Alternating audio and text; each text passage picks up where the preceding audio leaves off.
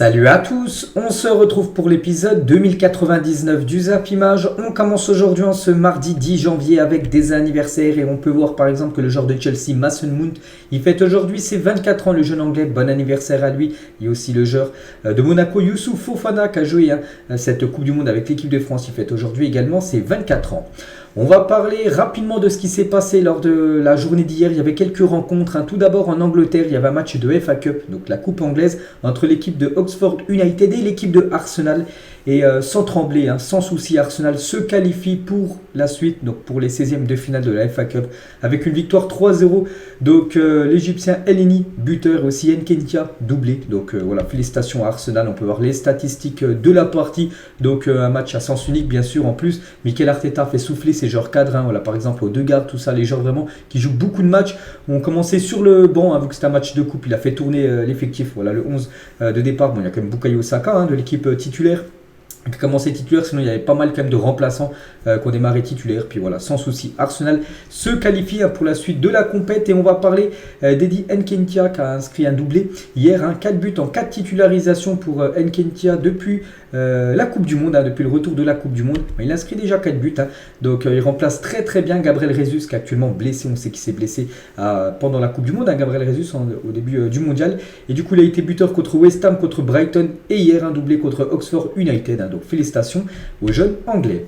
Et toujours avec Arsenal, donc pourquoi ils ont joué avec un maillot blanc, parce que normalement c'est un maillot blanc et rouge, voilà, le maillot des Gunners. Donc Arsenal a joué hier soir en FA Cup avec un maillot totalement blanc, no more red, donc plus de rouge, pour alerter sur les crimes au couteau qui sévissent à Londres. Voilà en gros pourquoi ce maillot était de couleur blanc, entièrement blanc, pour jouer cette rencontre de FA Cup. Et toujours sur ce Oxford Arsenal, tout ce qui fonctionne pour avoir une vue lors de la rencontre, parce que bien sûr le stade est à guichet fermé du côté de Oxford United, et il y en a qui ont trouvé la solution pour regarder la rencontre, donc ils sont allés dans le parking juste derrière les buts, parce qu'il n'y a pas de tribune derrière les buts, et ils sont montés sur le toit de leur voiture ou même des camions bien sûr, pour regarder bien sûr cette rencontre de FA Cup. Et du coup on connaît tous les clubs qualifiés pour la suite, pour les 16e de finale en gros de la FA Cup, et on connaît le tirage au sort. Donc la plus grosse affiche, ça reste quand même Manchester City contre Arsenal dès les 16e de finale de la FA Cup. Donc c'est prévu le 28 janvier prochain, dans à peu près 18 jours. Et qui rappelle au classement de Première Ligue, c'est le premier contre le deuxième. Donc voilà, ils vont s'affronter cette fois-ci en FA Cup. Le gros choc, c'est qu'on peut voir toutes les autres affiches des 16e de finale, donc les 16 affiches de cette future étape, on va dire, de la FA Cup.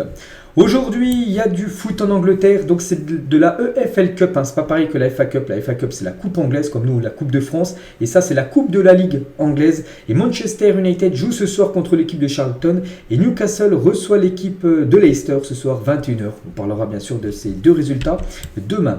Il y avait aussi une rencontre en Liga hier, l'Athletic Bilbao contre l'équipe de Osasuna, score final 0-0, pas grand chose à dire, il ne s'est rien passé du côté de San Mamés. Pourtant l'Athletic Bilbao a beaucoup dominé à cette rencontre, plus de 17 tirs mais seulement 3 tirs cadrés, ils n'ont pas réussi à marquer le moindre but, du coup c'est Osasuna qui s'en tire bien avec un point de son déplacement. Et du coup Bilbao avec ce match nul reste à la 7e position, et Osasuna avec ce nul eux ils sont 8e actuellement de cette Liga, dominée bien sûr par le FC Barcelone. On peut voir aussi un petit coup d'œil du classement de meilleurs buteurs en Liga, c'est toujours Robert Lewandowski à 13 buts devant Joselu, 9 buts. On peut voir par exemple que Karim Benzema, lui est à 8 buts, lui qui avait terminé meilleur buteur la saison dernière du championnat italien.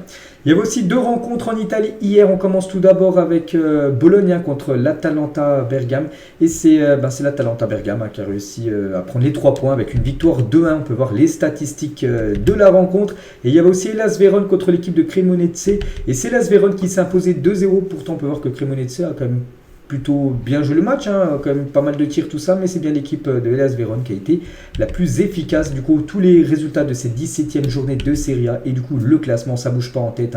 Naples, Juventus, Milan et l'Inter Milan à la 4e position. Aujourd'hui, il y a du football en France. Regardez, il y a une journée de Ligue 2. Voilà toutes les rencontres, par exemple en grosse équipe, en équipe légendaire bien sûr, Saint-Etienne, hein, une équipe emblématique de la Ligue 1, maintenant ils évoluent en Ligue 2, donc ils sont bons derniers, ils jouent contre Laval ce soir, hein, c'est victoire obligatoire pour Saint-Etienne, à chaque fois je le dis, hein, c'est victoire obligatoire, ils ne gagnent pas, hein. Ce soir il faut prendre les points, surtout que c'est à domicile pour eux. Il y a qui? Il y a l'équipe du Havre, ils jouent ce soir contre Sochaux, hein, le Havre premier, Sochaux qui doit être 2 ou 3e, hein, du classement. Je crois 3e, parce que c'est Bordeaux qui les avait joués la semaine dernière, qui était passé devant eux. Et Bordeaux joueront du côté de Caen. Voilà le programme, hein, de cette Ligue 2. On parlera bien sûr des résultats demain. On va parler d'une grosse info qu'on a appris hier, ça concerne Hugo Lloris et l'annonce sa retraite internationale. Donc internationale, c'est avec l'équipe de France, hein. Il va continuer encore avec Tottenham, avec l'équipe de France. C'est fini et c'est officiel, hein. Il l'a annoncé hier sur ses réseaux sociaux et ça fait la une du journal L'équipe aujourd'hui. Je suis arrivé au bout, hein. Donc 3 semaines après une défaite cruelle en finale de Coupe du Monde contre l'Argentine, Hugo Lloris annonce mettre un terme à sa carrière internationale à 36 ans et avec un record de 145 sélections glanées depuis novembre 2008, le champion du monde 2018 a le sentiment d'avoir tout donné pour le maillot des Bleus. Donc voilà, il dit stop. Hugo Lloris, hein, bien sûr, hein, ce légendaire gardien de l'équipe de France. Donc il annonce sa retraite internationale comme après plus de 14 ans passés sous le maillot bleu, hein. Donc sa première sélection, ça datait du 18 novembre 2008, hein. Il avait juste sa première sélection, la première fois il avait été capitaine 17 novembre 2010, hein, 2 ans après, hein, déjà qu'il a déjà le brassard de capitaine. Bon, il a été vice-champion d'Europe, champion du monde 2018, vainqueur de la Ligue des Nations, record du nombre de sélections dépassé 145, c'était pendant le mondial, il avait dépassé le record de Lilian Thuram, je crois qu'il était à 143, et 18 décembre, hein, bien sûr, la finale et vice-champion du monde, hein. Hugo Lloris, hein, donc 145 sélections comme j'ai dit, hein, c'est le recordman, 121 fois capitaine de l'équipe de France, c'est également un record, hein. Champion du monde 2018, un vainqueur de la Ligue des Nations, finaliste de l'Euro 2016 et de la Coupe du Monde 2022. Donc il aura disputé quand même 4 Coupes du Monde, Hugo Lloris, hein, celle de 2010, 2014, 2018 et 2022, hein. Donc voilà, seul Thierry a une telle longévité en équipe de France. Donc voilà quelques photos tout simplement d'Hugo Lloris, là, la dernière qu'on a pu voir sous le maillot des Bleus. C'était lors de la finale, hein, contre l'Argentine, là il y a un peu moins d'un mois. Celle-là, bon, c'était bien sûr en 2018 où ça a été une meilleure finale pour la France vu qu'il y a la victoire au bout, hein. Donc là c'était lors aussi du mondial. Non, c'était, je ne sais plus c'était quand. Bon, bref, c'était peut-être à la Ligue des Nations. Et là c'était à ses tout débuts, Hugo Lloris bien sûr, hein. Donc voilà, quelques déclarations, hein, du gardien français. Après 14 ans à défendre ce maillot, je crois que je suis arrivé au bout. J'ai décidé d'arrêter ma carrière internationale avec le sentiment d'avoir tout donné. Il a également dit à cette retraite internationale, c'était aussi un choix familial. Je ressens le besoin de passer plus de temps avec mon épouse et mes enfants, hein. C'est vrai qu'il est footballeur et voilà, les footballeurs, ben, tous les week-ends, ils ne peuvent pas être avec leur famille, hein, vu qu'ils ont match, ils ont des déplacements, tout ça. Et par exemple, lors des compétitions, ben, voilà, pendant un mois, quasiment, hein, des fois, ben, tu n'es pas avec ta famille, tout ça. C'est pour ça qu'il veut aussi ben, de plus en plus avec sa famille, hein. C'est pour ça qu'il a pris aussi cette décision-là. Il a également dit, hein, je n'ai pas envie de m'approprier la chose, hein. J'ai toujours dit et répété que l'équipe de France n'appartenait à personne et on doit tous faire en sorte que cela soit le cas. Moi le premier, hein, voilà, qui ne veut pas s'approprier la chose en gros, qui ne veut pas encore rester gardien pour être voilà, le gardien de l'équipe de France. En gros il dit qu'il sait qu'il y a une relève, hein, puis voilà, il veut laisser cette relève. Quand on pense à la relève, on pense à Mike Maignan, hein. Donc prend sa retraite internationale. Il a dit, je pense que derrière l'équipe est prête à continuer, il y a également un gardien qui est prêt, hein. On pense directement à Mike Maignan, qui sera certainement, et on espère, le futur gardien numéro 1 de l'équipe de France quand il sera plus blessé, parce qu'actuellement vous savez qu'il est blessé quand même depuis quelques mois. Mike Maignan, toujours avec Hugo Lloris, hein, donc il y a Mike et d'autres qui méritent, hein, Alphonse Areola, Ella, Steve Mandanda aussi, et d'autres, Alban Lafont, Meslier, et plus tard Lucas Chevalier, peut-être. Je suivrai ça de très près et avec passion, hein, concernant bien sûr le futur gardien de l'équipe de France, hein, qui arrivera à s'imposer en tant que numéro 1. Toujours avec Hugo Lloris sur les tirs au but, hein, c'est vraiment un exercice où il faut avouer qu'il n'est pas bon, Hugo Lloris, hein. Ça nous a coûté pas mal de déceptions en équipe de France. Donc là, la finale, hein, qui est une énorme déception aussi lors de l'Euro 2021, où il n'avait pas arrêté un seul penalty aussi, hein. L'équipe suisse avait tiré 5 pénaltys, les 5 avaient été marqués, aucun arrêt. Il a dit, hein, il y a des choses que je ne sais pas faire l'idiot dans le but, déstabiliser offensivement l'adversaire en jouant avec la limite, hein, je sais pas le faire, je suis trop rationnel, trop honnête pour aller sur ce terrain-là, en gros, faire voilà, bouger tout ça dans les buts avant une séance de tir au but, il n'aime pas faire ça, voilà, lui il est trop honnête pour faire ça, mais bon voilà, on peut voir que les séances de pénalty à chaque fois ont été perdues quand même par l'équipe de France, hein. Toujours avec Hugo, quand tu es juste gardien, tu peux rester dans ta bulle, mais j'ai vécu 6 phases finales comme capitaine, c'est éprouvant et mentalement, je vois bien que je récupère moins vite qu'avant, hein. Je finis épuisé, voilà tout simplement, hein. par rapport à cette fin de carrière avec l'équipe de France. Il revient aussi sur le départ de Karim Benzema suite à sa blessure. Donc il y a beaucoup de choses qui ont été dites et qui sont soit mensongères, soit ridicules. L'ambiance était très bonne avant son départ et très bonne après le départ de Karim. Il a également dit à dire qu'on aurait poussé pour que Benzema parte. C'est complètement faux et je ne vois pas où on veut en venir. Il a été incontournable pendant 18 mois. Il nous a aidé à gagner la Ligue des Nations. Son retour n'aura été que positif parce qu'il y avait des rumeurs en gros que c'était Antoine Griezmann et Hugo Lloris, donc lui, qui aurait poussé Karim Benzema pour qu'il quitte en gros l'équipe de France après sa blessure, tout ça. Donc en gros, il dit que c'est totalement faux. Voilà. Toujours avec le gardien français, enfin l'ex-gardien français, je préfère sortir en étant au plus haut que attendre une baisse de régime ou la compétition de trop. Il ne veut pas faire le match de trop, ou plutôt la compète de trop. Hugo Lloris, il sait que c'est le bon moment pour lui pour arrêter. Et il revient aussi sur les propos polémiques de Noël Le Graët. On a beaucoup parlé, qu'on va parler là dans quelques instants. Je ne sais pas ce qui l'a poussé à s'exprimer comme ça, mais il faut garder du respect pour les joueurs qui, comme Zidane, ont tant donné à l'équipe de France. On va pas redire, bien sûr, tout ce qu'a apporté Zizou à la France au football, mais voilà, bien sûr, voilà ce qu'a pu dire Hugo Lloris. Et Deschamps, cette fois-ci, sur Hugo Lloris, nous devons respecter sa décision, même s'il avait encore toute sa place dans notre équipe. En gros, voilà, il aura encore continué en équipe de France, il serait certainement allé jusqu'à l'Euro en tant que titulaire. Voilà, c'est Deschamps qui le dit. Donc, comme il l'a montré lors de la dernière Coupe du Monde à Doha, toujours avec Deschamps sur Hugo.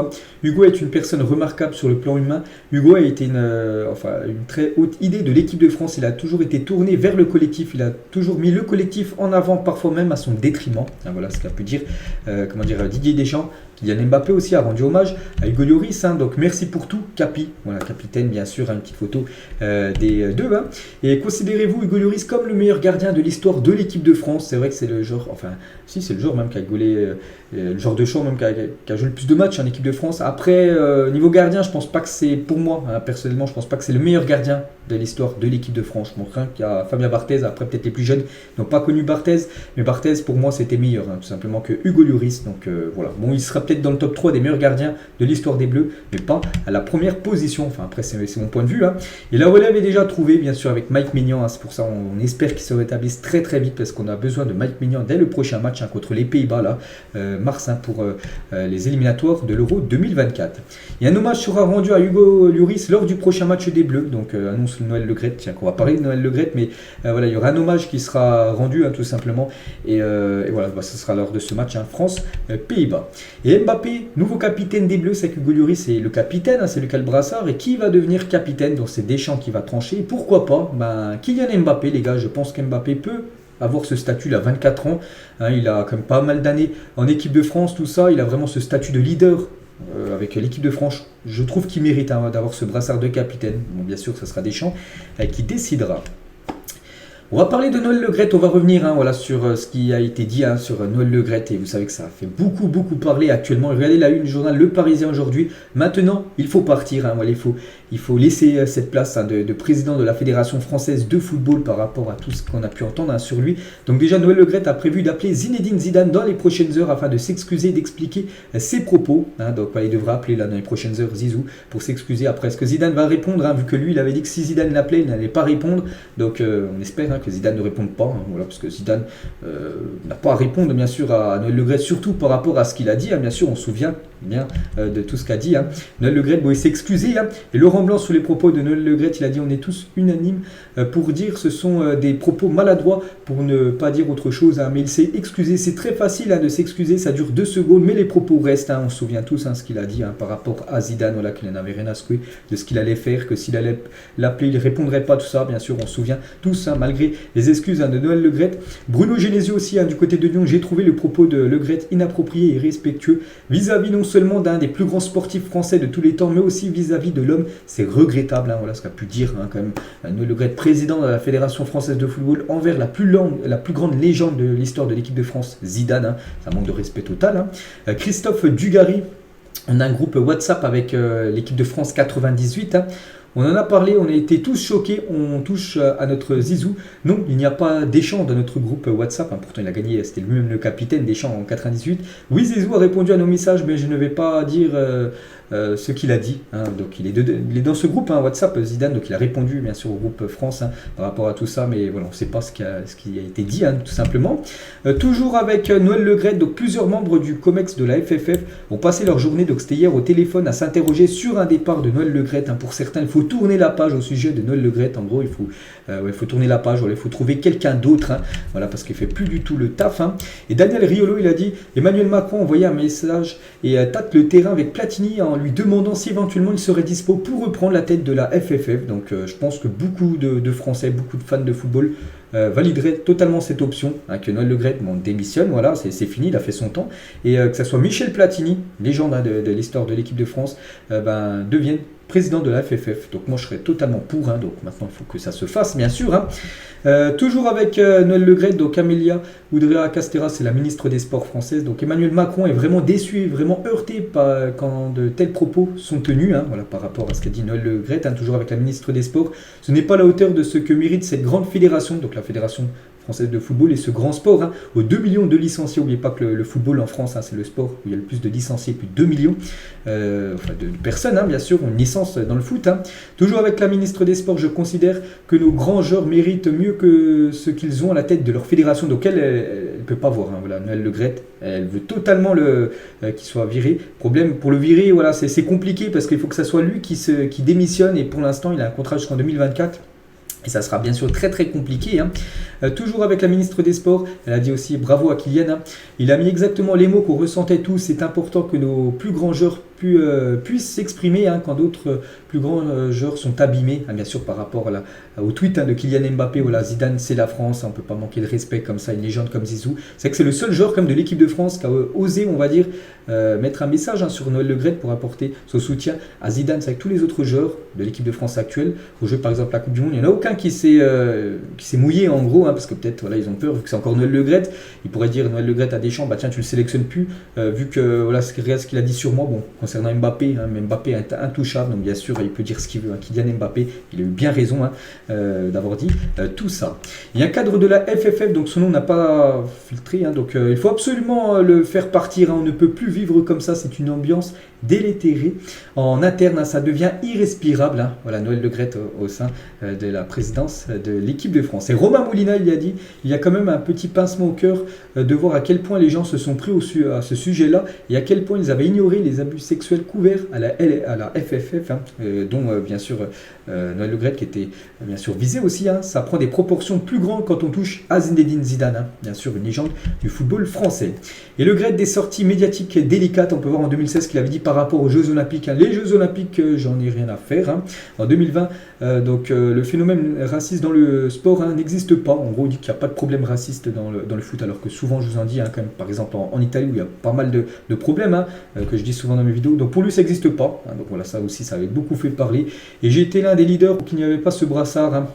Voilà, le brassard LGBT qu'on avait parlé aussi pendant la Coupe du Monde.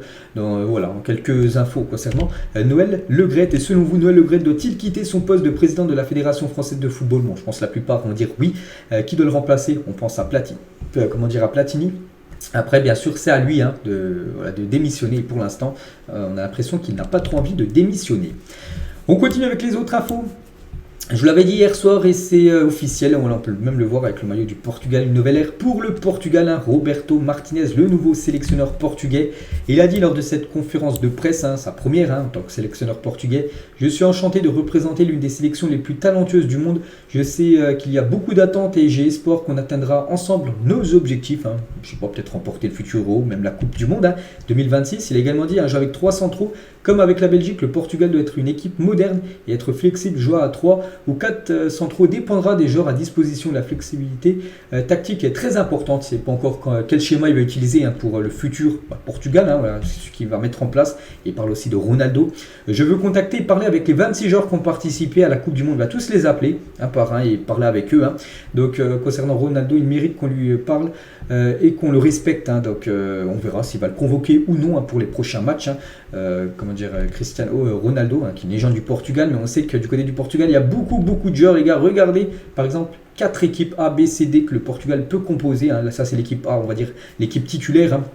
Avec Gonzalo Ramos devant, Félix Fernandez, Bernardo Silva ou même Nuno Mendes. Donc l'équipe B, tiens, avec Cristiano Ronaldo, on le met plutôt dans l'équipe B maintenant. Renato Sanchez, Rafael Leao, Moutinho, Jota ou même Pepe, tiens, le défenseur, là aussi grosse équipe. L'équipe C, les gars, aussi avec des joueurs que tout le monde connaît, comme Vitinha, le joueur du PSG, comme Silva, comme Neto, comme Nunes ou même comme Fonte, José Fonte, le défenseur, ou même l'équipe D, les gars. Par exemple, le gardien lyonnais, tiens, Anthony Lopez, on peut voir aussi Oliveira, Mario, Trincao, même Gonzalo Guedes, ça qui est un sacré vivier de joueurs. Et est-ce que Ronaldo mérite encore d'être appelé, vu que maintenant il joue comme dans un championnat mineur, sa carrière est quand même en descente, il prend de l'âge, est-ce qu'il mérite encore d'être convoqué avec le Portugal? On verra, bien sûr. Le prochain rassemblement du Portugal, si Roberto Martinez l'appellera. On va parler d'un Portugais encore, de Félix, donc lui qui sera certainement appelé lors des prochains matchs du Portugal. Et accord verbal entre l'Atlético de Madrid et Chelsea pour le prêt de Félix. Voilà, Félix, les gars, on l'avait beaucoup annoncé du côté d'Arsenal, Manchester United, et vous savez que de temps en temps, des fois les transferts, c'est une autre équipe qui arrive de nulle part et qui va recruter le joueur. Ben voilà, les gars, c'est Chelsea. Et d'après Fabrizio Romano, Chelsea va boucler la signature en prêt, ça sera un prêt de Félix dans les prochaines 24-48 heures. Donc là, peut-être cet après-midi, peut-être demain, les gars, voilà, c'est imminent. En gros, si Fabrizio Romano dit ça, c'est que c'est très bien parti. En plus, on sait que Chelsea, actuellement, ça va plus du tout. Ils n'arrivent plus du tout à gagner de match. Ils ont beaucoup de blessés. C'est pour ça qu'ils cherchent des joueurs offensifs, par exemple. Et Félix, bien sûr, est une option parfaite pour eux. Ça devrait être un prêt aux alentours des 11 millions d'euros que devrait débourser Chelsea pour l'avoir en prêt jusqu'à la fin de la saison. Chelsea prendra aussi l'intégralité de son salaire. Et concernant l'Atlético Madrid, voilà le club actuellement toujours de Félix, donc Diego Simon, donc le coach de l'Atlético a dit à son président qu'il quitterait l'Atlético Madrid cet été. C'est ses derniers mois du côté des Colchoneros. Il a rejoint le club, je crois que c'était en 2010, ça fait plus de 12-13 ans qu'il est du côté de l'Atlético. Et voilà, normalement c'est ses derniers mois. L'Atlético va changer d'air, voilà, vu qu'il devrait quitter cette équipe de l'Atlético en fin de saison. Lui, il n'a pas attendu la fin de saison pour quitter son club. Enfin, c'est pas lui qui a voulu quitter le club. C'est le club qui l'a viré, c'est Lucien Favre qui est licencié de son poste d'entraîneur de l'OGC Nice. C'est fini pour le coach suisse du côté de Nice.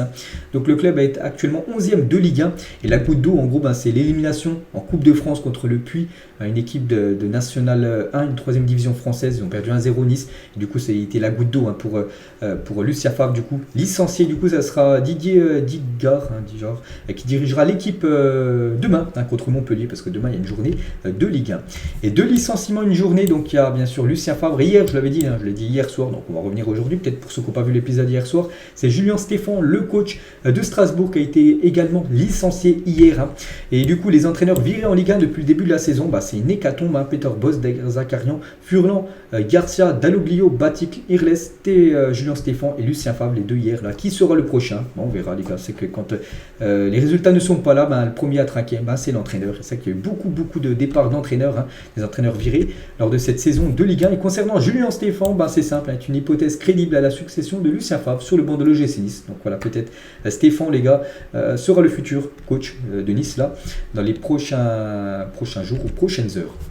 Un transfert officiel, je l'avais annoncé hier, j'avais dit que ça allait se faire certainement dans l'après-midi. Ça a été fait, les gars. Officiel, Ruslan Malinovski, donc le joueur ukrainien, est prêté avec option d'achat à l'Olympique de Marseille. Donc voilà, les gars, une option d'achat de 13 millions d'euros. Si Marseille est satisfait de ses performances en fin de saison, ils achèteront 13 millions d'euros. Donc il arrive en provenance de l'Atalanta Bergame. Il portera le numéro 18 du côté de Marseille. On va parler de Georgino Rutter, devrait rejoindre Leeds pour 40 millions d'euros. C'est imminent, ça pourrait même se faire dans la journée. Donc c'est un jeune joueur français de l'équipe de Hoffenheim et devrait débarquer du côté de la Première Ligue.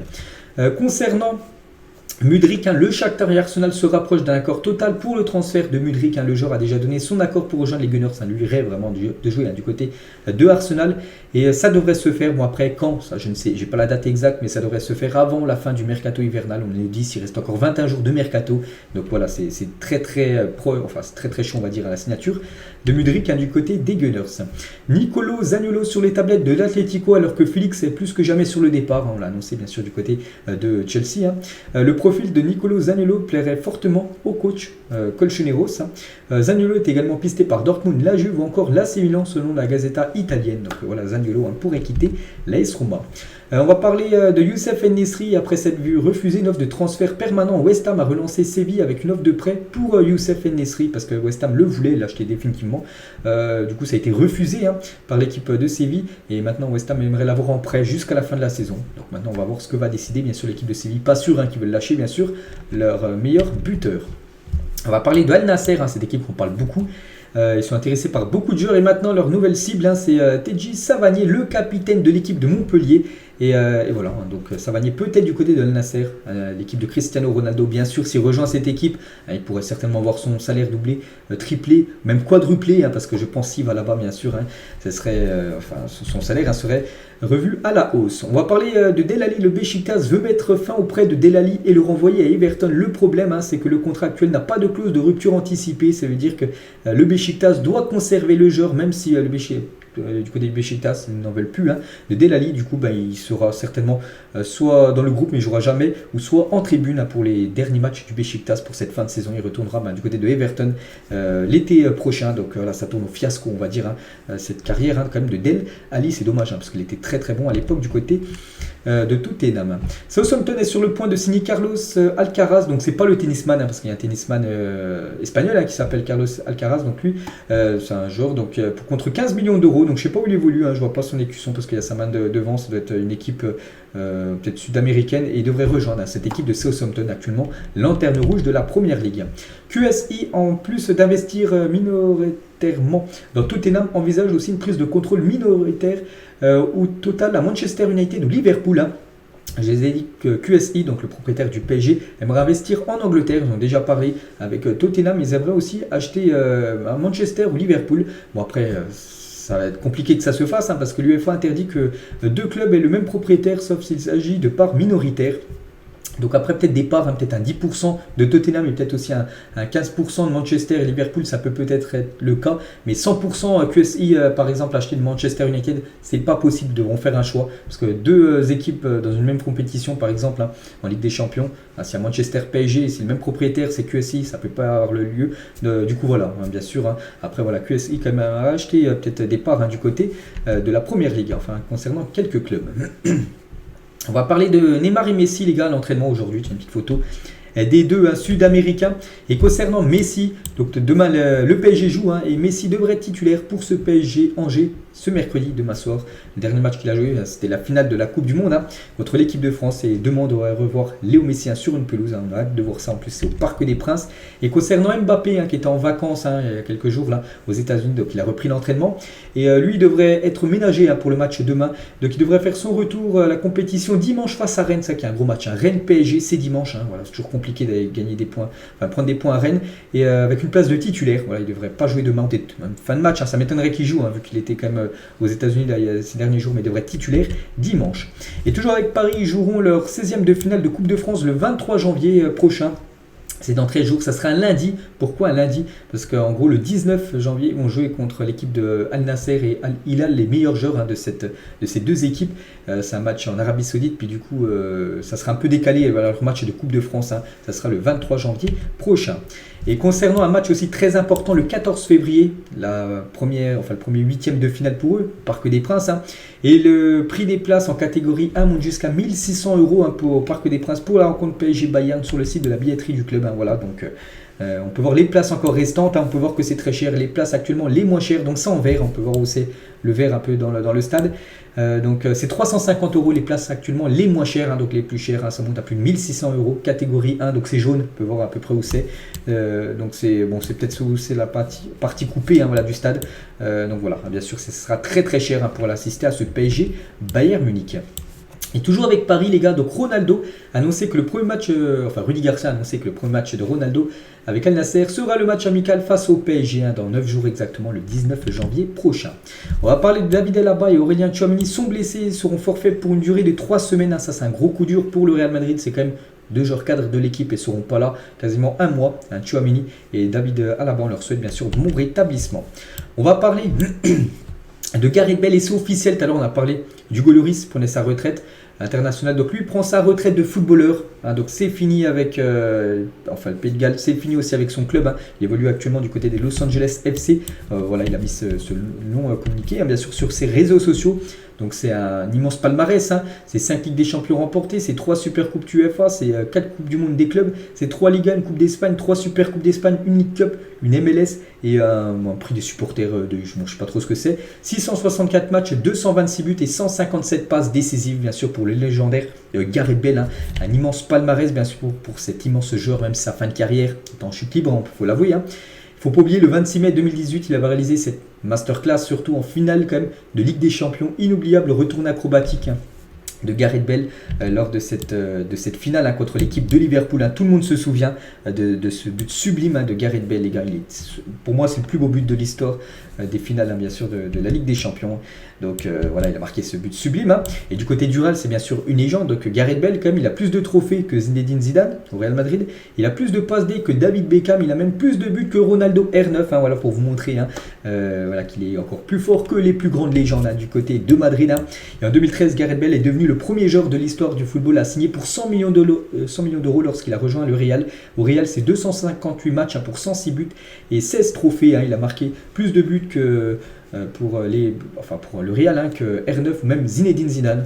Donc voilà, pour vous statuer un peu Gareth Bale du côté de Madrid.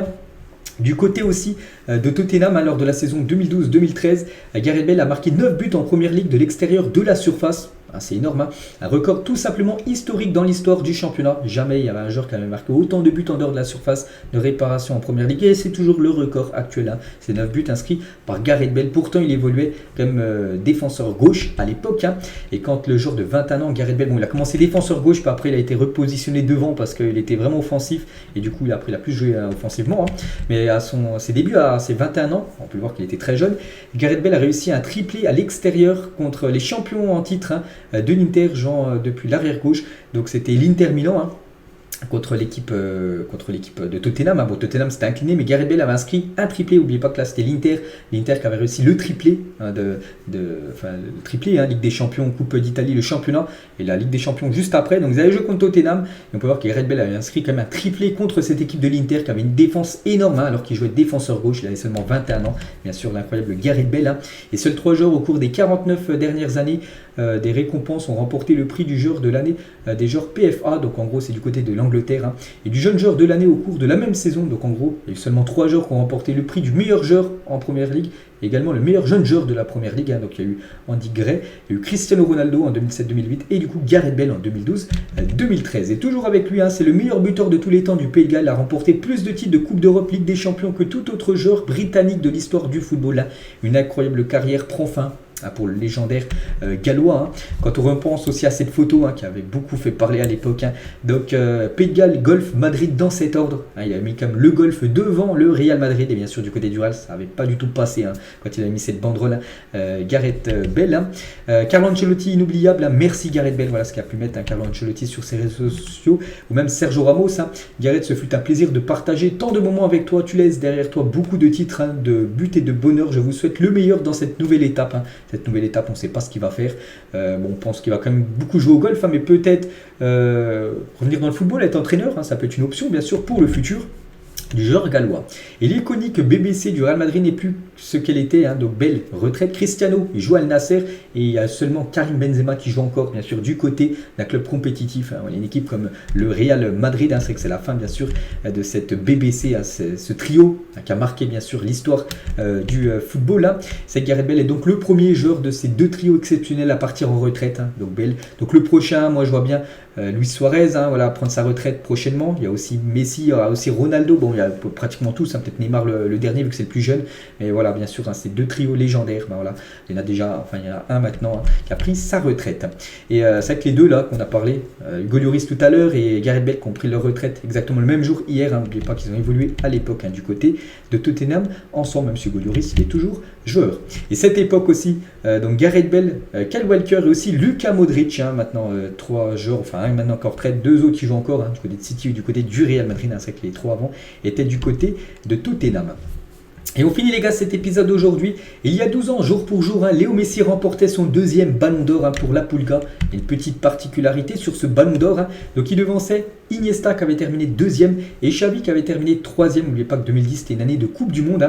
Donc c'est la seule fois de l'histoire où un podium du ballon d'or est composé de 3 joueurs issus du même centre de formation. Donc la Massa, le centre de formation du FC Barcelone, n'a jamais dans l'histoire tout simplement.